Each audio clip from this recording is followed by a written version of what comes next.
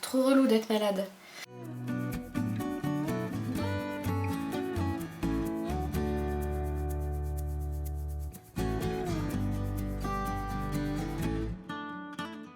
Salut à tous, bienvenue dans cette nouvelle vidéo. Je suis contente de vous retrouver aujourd'hui pour un nouveau débrief de Koh Lanta la légende. Je m'excuse à l'avance, je suis un peu malade, j'espère que ça s'entend pas trop à ma voix. Alors globalement j'ai beaucoup aimé cet épisode. Déjà au niveau du rythme, je trouve que le montage était vraiment bien. J'ai pas vu le temps passer, je me suis pas ennuyée, donc ça c'était vraiment chouette. Ensuite au niveau de l'épisode en lui-même, donc j'ai beaucoup de choses à dire, donc on va y aller de manière chronologique, comme d'habitude, ce sera plus simple. Alors l'épisode commence par l'arrivée de Patrick et Cindy sur l'île des Bannis. Karima va directement lancer une pique à Cindy en disant que c'est le karma, donc qu'elle se retrouve ici. C'est vrai que ça m'étonne pas étant donné le caractère de Karima qui a l'air assez revancharde et rancunière. D'ailleurs je me demande comment ça va se passer si elle réintègre d'aventure, je pense qu'elle va clairement vouloir se venger. Et donc ils vont devoir s'affronter sur une épreuve d'équilibre qui a l'air particulièrement compliquée, je l'avais déjà vue mais elle a l'air toujours aussi difficile. Donc l'idée c'est de se tenir en équilibre sur une planche en bois et d'empiler une pile de plots, tout simplement 4 plots. Hugo et Karima vont réussir à se sélectionner, donc ce sera Patrick et Cindy qui vont quitter définitivement l'aventure. Sur le camp des femmes, on retrouve donc la stratégie initiée par Kumba, donc d'avoir exclusivement des femmes lors de la demi-finale.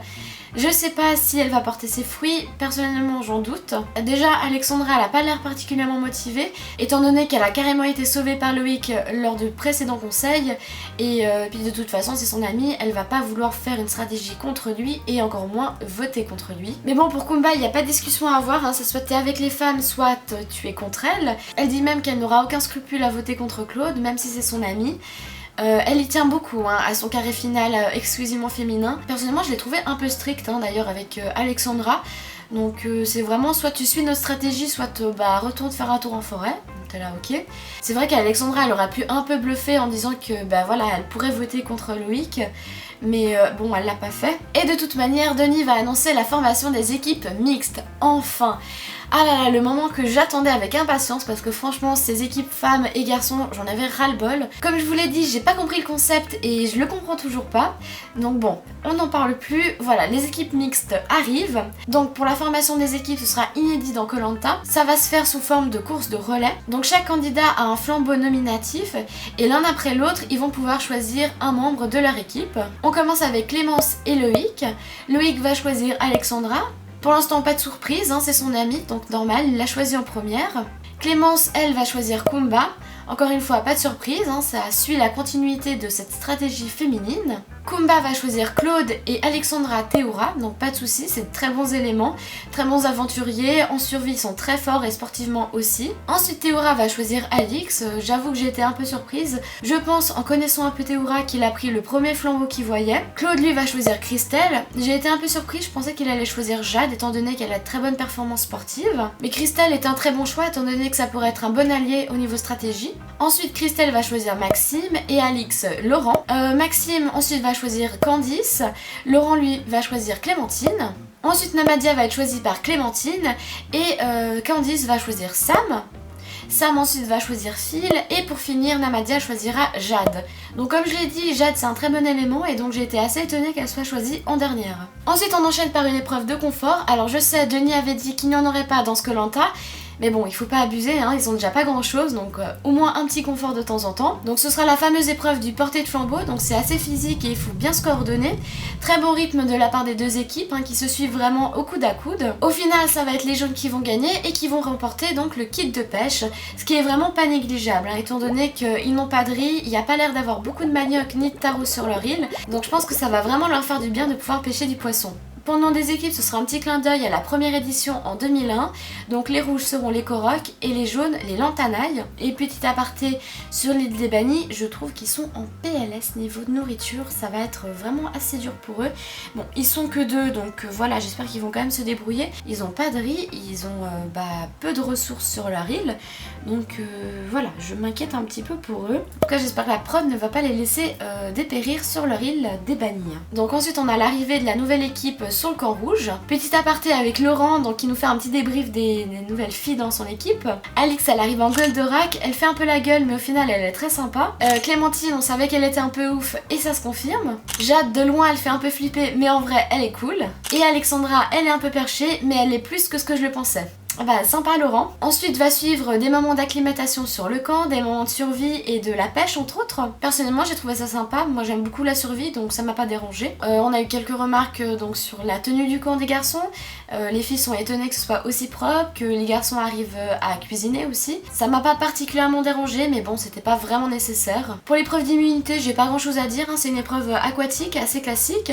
C'est les rouges qui l'ont remportée. Chez les jaunes les personnes en danger ce sera Phil, Maxime et Clémence. Et aussi un peu Christelle, on va voir. Clémence, heureusement pour elle, elle a trouvé un collier d'immunité. Donc chapeau, hein, j'ai pas l'impression puisqu'elle a beaucoup cherché, donc tant mieux pour elle. Kumba va vouloir voter Maxime parce qu'elle le trouve pas très honnête. Christelle aussi, mais parce qu'elle le trouve pas téméraire. Clémence, elle va pas vouloir voter Maxime étant donné qu'elle l'a protégé au dernier conseil. D'ailleurs Kumba va nous dire que c'est le problème chez les filles, qu'il y a trop d'affect et puis qu'elles arrivent pas à mettre leurs sentiments de côté. Chez les garçons, leur intention de vote est un peu moins claire. On sent qu'il y a une petite alliance masculine, mais elle est beaucoup moins forte que chez les filles. Claude d'ailleurs hésite entre Maxime et Christelle. C'est d'ailleurs étonnant étant donné qu'il a choisi Christelle dans son équipe. Et donc vient le membre du conseil où les femmes disent encore une fois qu'il faut qu'elles gagnent confiance en elles. Enfin en tout cas c'est l'idée générale qui ressort. Bon, certains ont trouvé que cet épisode était assez stéréotypé femme vs homme. C'est vrai, dans l'ensemble, oui, c'est vrai que c'était assez le thème, hein, Girl Power, qu'elles ont beaucoup à prouver, qu'elles en ont autant dans le ventre que les hommes, et qu'elles n'ont pas envie de leur laisser le pouvoir. Et au final, j'ai trouvé que plus elles parlaient de confiance en soi, plus j'avais l'impression qu'elles n'avaient pas confiance en elles, justement. À force d'en parler, en fait, ça démontrait le contraire. En tout cas, c'est l'impression que j'ai eue, comme si effectivement à chaque fois elles devaient prouver qu'elles avaient leur place ici, prouver qu'elles étaient aussi capables que des hommes. En tout cas, bon, moi c'est comme ça que j'ai ressenti les choses. Et en ce qui concerne les votes, ce sera Maxime l'éliminé, donc qui va devoir quitter l'aventure. Enfin bon, on s'entend. Je m'y attendais à moitié étant donné que son nom était déjà ressorti.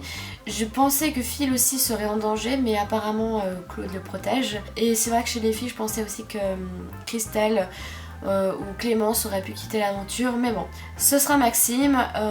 Donc il est surpris, hein, étant donné que les garçons avaient plus ou moins parlé d'une alliance contre les filles, mais il s'avère que Claude et Sam n'étaient pas d'accord et ont envie de faire un Koh-Lanta mixte. Et voilà, à contrario des femmes, ils reconnaissent l'importance de la mixité et c'est très bien. Donc j'espère que Kumba va revoir son avis en ce qui concerne les demi-finales féminines, hein, parce que j'aimerais quand même que Claude ou d'autres garçons arrivent un peu plus loin. Et personnellement je trouverais ça un peu ennuyeux que ce soit que des femmes qui arrivent en demi-finale. Voilà, c'est très bien la mixité, hein. Alors ce que j'ai envie de relever dans cet épisode, c'est qu'il y a eu énormément de girl power, on va dire ça comme ça. Donc d'après Jade, c'est pas une guerre des légendes, c'est une guerre des genres. Nous aussi on a envie de prouver qu'on en a dans le ventre. Nous aussi on a envie de montrer qu'on est des légendes. Pourquoi laisser le pouvoir aux garçons ? Ça me fatigue, franchement ça m'a saoulée, surtout qu'il n'y a pas de guerre des genres en vrai. En tout cas de la part des garçons, ils sont pas du tout dans ce trip là. J'ai trouvé ça trop personnellement et j'ai rien contre le girl power, hein.